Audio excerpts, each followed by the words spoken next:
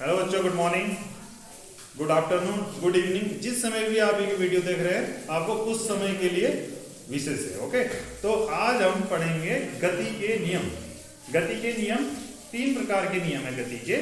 प्रथम नियम, द्वितीय नियम और तृतीय नियम। और प्रथम नियम को जड़त्व का नियम भी कहा गया है। ठीक है, गति के नियम किसने दिए थे? सबसे पहले ये बताइए, न्यूटन ने दिए थे। हाँ, न्यूटन ने प्रथम नियम दिया था, जड़त्व का नियम। जड़त्व का नियम क्या था? जड़त्व का नियम यह था कि कोई भी वस्तु विरामावस्था में जब तक है वह विराम पर ही बनी रहेगी, जब तक कि उस पर कोई बाह्य बल लगाकर उसको विस्थापित न किया। ठीक है, और इसी में जड़त्व में एक और बात थी। जड़त्व के नियम में एक वर्ड और इंक्लूड होता है कि वस्तु जब तक गति की अवस्था में है वह गति की अवस्था में ही रहेगी जब तक कि उस पर बाह्य बल लगाकर उसको रोका न जाए। ठीक है बेटा, जड़त्व दो प्रकार का होता है। ठीक है, देखिए पहले हम हेडिंग डालते हैं यहां पर,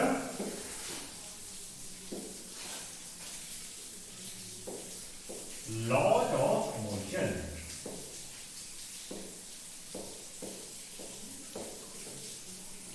ठीक है, हिंदी में बोलते हैं इसको गति के नियम। ठीक है,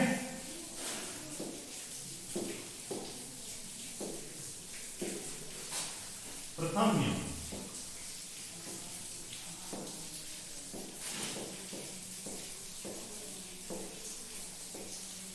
फर्स्ट लॉ।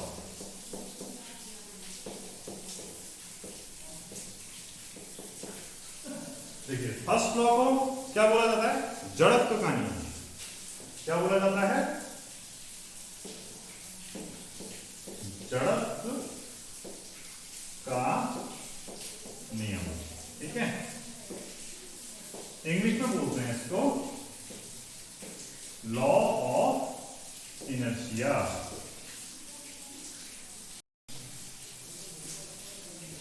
बच्चों, जड़त्व का नियम क्या कहता है? ठीक है, ये देखिए, प्रत्येक वस्तु का वह गुण जो अपनी विरामावस्था अथवा सरल रेखा में एक समान गति की अवस्था में परिवर्तन का विरोध करे। कहने का मतलब है अगर वह विराम पर है तो विराम पर ही रहे, या गति पर है तो गति पर ही रहना चाहता है। ठीक है, उस चीज का विरोध कर रहा है वह। ठीक है, उस चीज का वह गुण विरोध कर रहा है। ठीक है, ऐसा गुण उस वस्तु का क्या कहलाता है बेटा?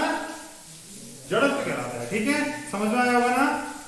अब हम करते हैं द्वितीय नियम। ठीक है, ध्यान से देखे रहना, बहुत इजी है द्वितीय नियम। इसी से रिलेटेड रहते हैं प्रथम नियम भी और द्वितीय नियम भी। कनेक्शन है बेटा उसमें।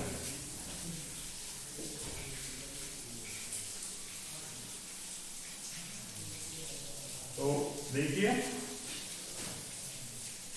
यहां पे मैं हेडिंग डाल रहा हूं, सेकेंड लॉ ऑफ मोशन।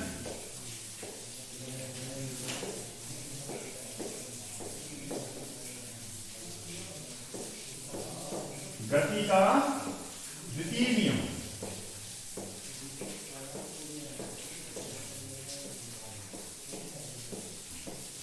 तो बेटा गति का द्वितीय नियम क्या होता है? गति का द्वितीय नियम यह होता है कि वस्तु में संवेग परिवर्तन की दर, वस्तु में संवेग परिवर्तन की दर उसके बाह्य बल के अनुक्रमानुपाती होती है। ठीक है, तो देखिए dp अपॉन dt।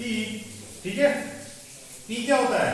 संवेग। मैंने आपको पढ़ा है संवेग क्या है? संवेग है p बराबर mv। ठीक है, तो नेक्स्ट लाइन में क्या करेंगे? f इक्वल टू करेंगे, एक कांस्टेंट लगाएंगे k और d mv अपॉन dt। ठीक है, यहां पर क्या होगा? क्योंकि k बराबर 1, तो हम k बराबर 1 ले लिया आपने। ठीक है,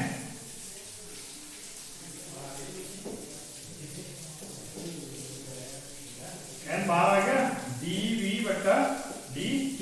ठीक है, नेक्स्ट लाइन में f बराबर m।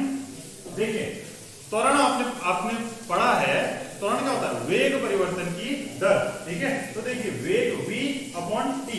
ठीक है, a। ठीक है, ये त्वरण होगा f बराबर m। ठीक है, ये हो गया हमारा गति का द्वितीय नियम। ठीक, अब पढ़ते हैं गति के तृतीय नियम के बारे में। गति का तृतीय नियम क्या होता है? Third law of motion.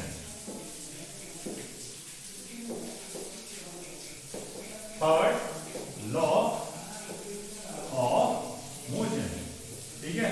Third law of motion क्या होता है बेटा? थर्ड लॉ ऑफ मोशन होता है एक्शन एंड रिएक्शन का, ठीक है। जैसे कि आप कोई एग्जांपल देखिए, मैं अगर कोई बैलून लेता हूं, ठीक है, बैलून लेता हूं, उस बैलून में अगर मैं हवा भरता हूं, ठीक है, तो अगर उसको अगर छोड़ा जाता है तो क्या होता है, उसकी हवा नीचे को आती है और बैलून ऊपर को जाता है, ज्यादा नहीं जाता है, ठीक है। एग्जांपल आपको हम करके दिखाएंगे। इसको क्या बोलते हैं? एक्शन एंड रिएक्शन फोर्स, ठीक है।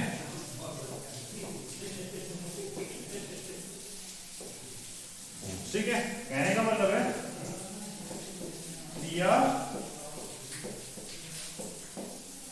प्रतिक्रिया का नियम, ठीक है। इसका एग्जांपल एक आप वो भी दे सकते हैं। जैसे आप नाव में खड़े हैं, ठीक है, किसी किनारे पर खड़े हैं और आपने नाव से जंप करना है आपके किनारे पर, ठीक है, तो आप क्या करेंगे? पैरों से नाव को पीछे को धकेलेंगे, ठीक है। तो नाव क्या करेंगे आपको? जैसे आपने एक्शन अपने पीछे को अपने पैरों से करा, तो रिएक्शन के तौर पर आप जंप आगे करेंगे, ठीक है। और एक और एग्जांपल हो सकता है, जैसे कि आप सपोज फायरिंग कर रहे हैं, ठीक है, आर्मी में चले गए आप और फायरिंग कर रहे हैं। जैसे आप बंदूक को यूं पकड़ेंगे, जो बंदूक का हैंडल होगा यहाँ पर होगा, ठीक है, तो बंदूक की जैसे फायर होगी ना बेटा, तो उसका झटका सीधे कंधे पर भी लगेगा और पीछे को झटका लगेगा, ठीक है। इसलिए कहते हैं कंधे को मजबूत बनाओ, ठीक है। तो बेटा हमारे 3 लॉ हो गए। पहला नियम जड़त्व का नियम, द्वितीय नियम संवेग से रिलेटेड है, किसी भी वस्तु में बाह्य बल लगाकर उसके संवेग में परिवर्तन किया जा सकता है और यह संवेग परिवर्तन की दर उसके बल के अनुक्रमानुपाती है, ठीक है, और उसे F बराबर ma आ गया। और थर्ड नियम एक्शन एंड रिएक्शन का हो गया, ठीक है।